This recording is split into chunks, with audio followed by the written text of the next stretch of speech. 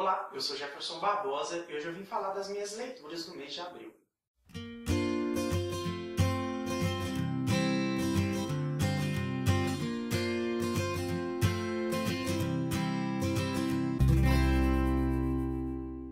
Eu falei no vídeo das leituras do mês passado, que saiu ainda nesse mês, como a gente está um pouquinho atrasado com os vídeos, eu ia voltar logo para falar das leituras do mês de abril, e aqui estou eu. Nesse mês eu consegui ler um pouquinho mais, porque os livros que eu li são fininhos. Como eu disse, eu estou com aquele projeto de ler pelo menos um livro por semana, 4 livros por mês. E como os livros foram pequenininhos, eu consegui ler 6 livros desse mês, apesar de ser um livro mais puxado devido às provas da faculdade. Eu comecei o mês lendo o menor livro de todos, que é o Discurso Faça Boa Arte, do Neil Gaiman, que é o discurso que ele fez na Faculdade de Artes da Filadélfia.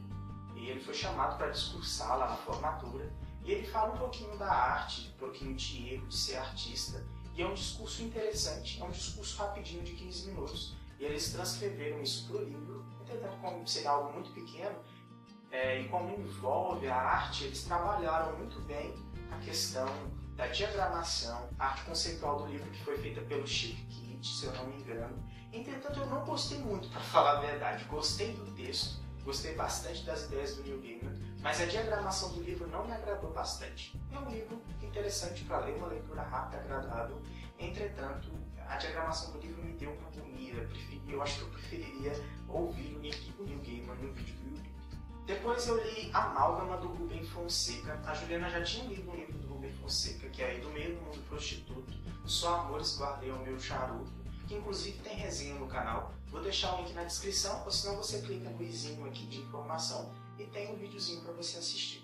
É um livro de contos. O livro ele ganhou ano passado o Prêmio Jabuti de melhor livro de contos, então me interessei bastante. Eu encontrei um livro numa promoção, então 2 coisas legais, e eu acabei lendo. Comecei lendo na própria livraria, e os contos são muito curtinhos, então eu não consegui desgrudar do livro, porque são histórias realmente marcantes. Porque o Rubem Fonseca ele é politicamente incorreto, ele gosta de falar daquilo que ele tem vontade de falar. Então é aquelas histórias mirabolantes, aquelas histórias chocantes que realmente ficam na sua cabeça e você realmente se prende àquelas histórias e aos personagens, por mais que os contos sejam curtos. Então eu li o livro, gostei bastante. Tem uns contos bastante fortes, outros com um final bastante engraçado e surpreendente. Então realmente super interessante, e ainda mais pelo Rubem Fonseca estar tão nativa, com a idade que tem, um excelente escritor. Esse é o penúltimo livro dele, ele já lançou outro livro de contos depois, então é realmente surpreendente. Depois, como eu já tinha outro livro do Rubem Fonseca em casa,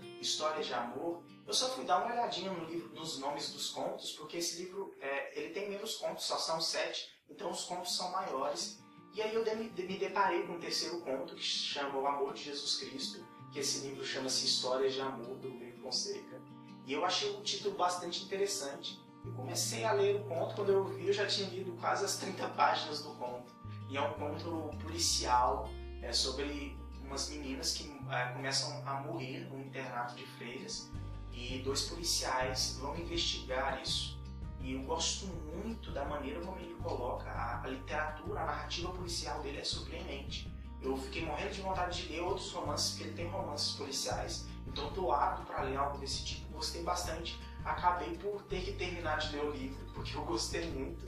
Então estou apaixonado por Rubem Fonseca, espero ler outra coisa em breve. Eu tinha comprado um livro de poesia, que é Minimalista, do Marcos M. Casador, da editora da minha universidade, a editora UFG, que é de um concurso. Esse foi um livro que ganhou por poesia, e é um livro interessante porque ele brinca muito com os títulos, ele brinca muito com o poema em si, com as palavras, com o texto da poesia, o espaço do poema, e eu acho bastante interessante. Ele faz comparações interessantes, como lava textos, como quem lava a terra, comparando profissões de maneira peculiar, trabalhando com a forma do texto de uma maneira assim brilhante, que você fica com aqueles pequenos versos na cabeça e você gosta de remoer e de reler aquelas poesias. Então é realmente um livro lindo, aí você acaba fazendo marcações e, sério, um livro incrível, eu gostei bastante, acabei me surpreendendo. E eu comprei porque era um dia que eu não tinha nada para ler, eu tinha esquecido de trazer um livro. E eu passei na livraria da universidade, a gente tem desconto 50%. Comprei o livro, li e amei. Depois eu li o livro mais polêmico do mês, e acho que o mais polêmico do ano, que é o original de Laura, do Vladimir Nabokov, que é o último livro, digamos, do Nabokov. Ele não foi publicado, nem foi terminado, e ele proibiu o livro de lançar, ou proibiu o filho de lançá-lo, ou qualquer pessoa, mas o filho acaba lançando. Então no começo a gente já tem uma introdução do filho se desculpando ou se justificando do motivo, e ele apresenta como justificativa o fato da mãe ter impedido o pai de, por exemplo, queimar o original de Lolita, que é um dos romances mais famosos do Nabokov. Entretanto, o que me causou uma certa estranheza é porque o livro em si está muito cru. Ele não carrega aqueles aspectos de romance, como o desenvolvimento de personagens, o desenvolvimento de uma história que você possa depreender muita coisa. Então o livro em si está muito cru. Tanto até que o livro parece grosso, mas o livro é todo assim. Na esquerda ele traz a ficha catalográfica, porque o Nabokov ele escrevia em fichas, e na esquerda a tradução das fichas. E o livro é todo assim, então você lê rápido. Por exemplo, por ele ter tão poucas fichas, um romance que, ao meu ver, seria tão grandioso e que tem ideias aqui que, se melhor desenvolvidas, seriam tão fantásticas, e não melhor desenvolvidas porque ele não soube desenvolvê-las, mas melhor desenvolvidas porque ele não teve tempo de desenvolvê-las, ele faleceu. E então você percebe que, por exemplo, tem capítulos que têm o mesmo número, então ele alinhou esses capítulos da melhor forma. O fato que eu acho interessante é ele não ter tentado terminar o livro do pai, ele publicou da forma que estava. É interessante porque você conhece a forma como o autor escreve e cria seus romances, mas não é interessante porque você não depreende muita coisa do romance. Tirando isso, é uma boa leitura. Por fim, eu fiz uma releitura da Mulher Sem Pecado, que é a primeira peça do Nelson Rodrigues, e eu diria então que é uma versão de Otelo abrasileirada.